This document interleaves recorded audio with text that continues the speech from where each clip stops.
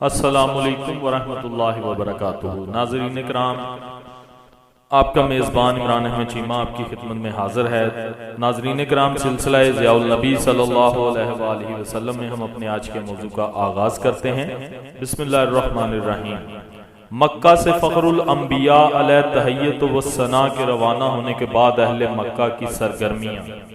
رات بھر کا شانہ نبوت کا محاصرہ کرنے والوں کو طلوع صبح کے بعد جب معلوم ہوا کہ حضور تشریف لے گئے ہیں تو ان پر کوہ علم ٹوٹ پڑا۔ مایوسی اور محرومی کے باعث ان کے اوسان خطا ہو گئے۔ دوسرے رؤسائے قریش کو جب اس کا علم ہوا تو ان کی پریشانی کی کوئی حد نہ رہی۔ انہوں نے اعلان عام کر دیا کہ جو شخص انہیں زندہ یا مردہ پکڑ کر لائے گا اسے 100 اونٹ بطور انعام دیے جائیں گے۔ مشرکین مکہ تو پہلے ہی حضور کے خون کے پیاسے تھے، اب جب اس گراں قدر انعام کا اعلان سنا تو دیوانہ وار اپنے برق رفتار گھوڑوں اور اونٹوں پر سوار ہو کر ہر طرف پھیل گئے۔ اس اثناء میں رؤسائے قریش کا ایک گروہ دندناتا ہوا حضرت صدیق کے گھر پہنچا۔ ابو جہل اس گروہ کی قیادت کر رہا تھا۔ وہاں پہنچے تو دروازہ بند پایا، بڑے زور سے اسے کھٹکھٹایا۔ حضرت اسما باہر تشریف لائیں۔ انہوں نے دریافت کیا، ابو بکر کی بیٹی تیرا باپ کہاں ہے؟ حضرت اسما نے جواب دیا، مجھے کیا خبر وہ کہاں ہے؟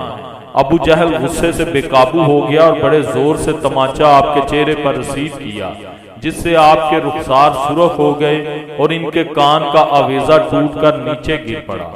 کچھ دیر کے بعد ایک اور واقعہ پیش آیا۔ اس واقعے کے راوی حضرت یحییٰ بن عباد ہیں، جو اپنے والد عباد سے روایت کرتے ہیں کہ انہیں ان کی دادی حضرت اسما بنت ابی بکر نے بتایا کہ جب رسول اللہ صلی اللہ علیہ وآلہ وسلم ہجرت کر کے تشریف لے گئے تو حضرت ابو بکر بھی حضور کے ساتھ تھے۔ گھر سے جاتے ہوئے گھر میں جو نقدی تھی وہ بھی ساتھ لے گئے۔ یہ 5 یا 6 ہزار درہم تھے۔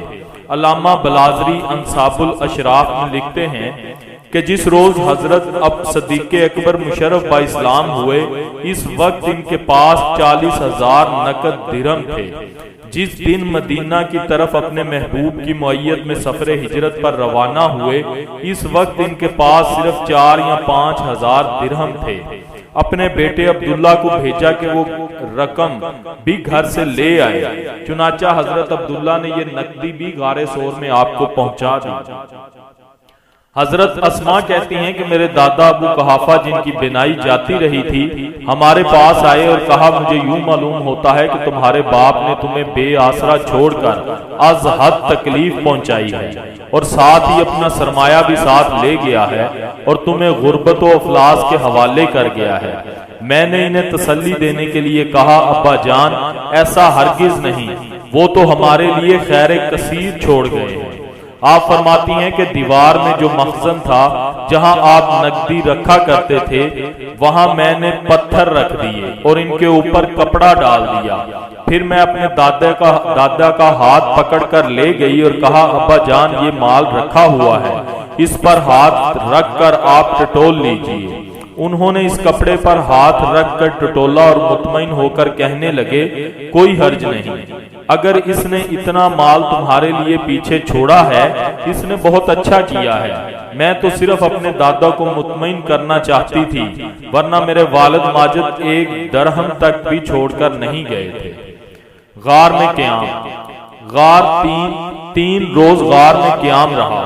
حضرت عبداللہ بن ابی بکر رضی اللہ تعالیٰ عنہما دن بھر مکہ میں رہتے، قریش کے باہمی مشوروں اور پروگراموں کے بارے میں معلومات حاصل کرتے، شام کے بعد غار میں حاضر خدمت ہو کر مکہ اور اہل مکہ کے حالات گوش گزار کرتے۔ عامر بن فہیرہ دن بھر ریوڑ چراتے اور شام کے وقت بکریاں ہانک کر غار کے قریب لاتے۔ پھر عامر اور حضرت صدیق بکریوں کو دھوتے، دودھ گرم کرتے اور نبی رحمت صلی اللہ علیہ وآلہ وسلم کی خدمت میں پیش کرتے۔ حضرت عبداللہ رات وہاں بسر کرنے کے بعد منہ اندھیرے ہی مکہ واپس پہنچ جاتے۔ عامر بھی اپنی بکریاں چرانے کے لیے انہیں لے کر جنگل میں چلے جاتے۔ جہاں جہاں حضرت عبداللہ کے پاؤں کے نشان ہوتے وہاں سے بکریاں گزارتے تاکہ ان کے نشان باقی نہ رہیں اور کفار کا کوئی کھوجی ان نشانوں کے ذریعے حضور کا سراغ نہ لگائے۔ 3 دن گزرنے کے بعد کفار کی دوڑ دھوپ برائے نام رہ گئی۔ ان 3 دنوں میں انہوں نے اس سارے علاقے کی خاک چھان ماری، کوئی جنگل اور کوئی غار ایسی نہ چھوڑی جس کو اچھی طرح انہوں نے کھنگال نہ لیا ہو۔ اپنی پیہم ناکامیوں کے باعث ان کی ترک تازیوں میں وہ دم خم نہ رہا، مسلسل مایوسیوں نے ان کے ولولوں کو سرد کر دیا۔ تیسرے روز حسب وعدہ عبداللہ بن اریقت جسے رہبری کے لیے مقرر کیا گیا تھا اونٹنیاں لے کر پہنچ گیا۔ حضرت اسما بھی کھانا پکا کر لے آئیں، لیکن توشہ دان باندھنے کے لیے کوئی ڈوری ساتھ لانا بھول گئی۔ جب توشہ دان کو اونٹ کے کجاوے کے ساتھ باندھنے لگے تو رسی ندارت۔ اس وقت آپ نے اپنا کمر بند کھولا، پھاڑ کر اسے 2 حصوں میں تقسیم کیا، ایک حصے کو اپنا کمر بند بنا لیا اور دوسرے حصے سے توشہ دان کو باندھا۔ اسی وجہ سے وہ ذات النطاقین 2 کمر بندوں والی کے لقب سے مشہور ہو گئی۔ حضور علیہ الصلوۃ والسلام یثرب کی طرف روانہ ہونے کے لیے غار سے باہر تشریف لے آئے۔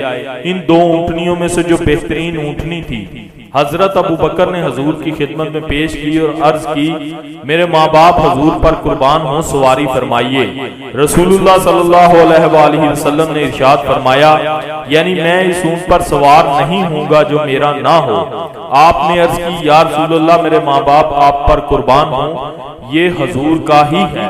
حضور نے فرمایا، نہیں، پہلے بتاؤ تم نے اس کی کتنی قیمت ادا کی ہے؟